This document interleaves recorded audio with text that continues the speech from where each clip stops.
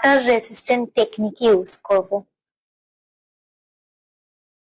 খুব ব্লেন্ডারটা দিয়ে ব্লেন্ড করে নেব, জাস্ট হালকা হাতে এটা দিয়ে ব্লেন্ড করে নেব। তারপরে এবার আমি ওই সাইডে দেখাচ্ছি ওয়াটার রেসিস্ট্যান্ট টেকনিকে কি কি ইউজ করতে হয় বা কিভাবে কি করে। ইন ডিটেলসে হয়তো তোমাদের সাথে দেখানো পসিবল হবে না, বাট তোমরা যদি জানতে চাও water resistant makeup in details, then তোমরা ইন ডিটেলস লিখে কমেন্ট করো, তোমাদের ফুল টিউটোরিয়াল ডিটেলসে আমি দিয়ে দেব।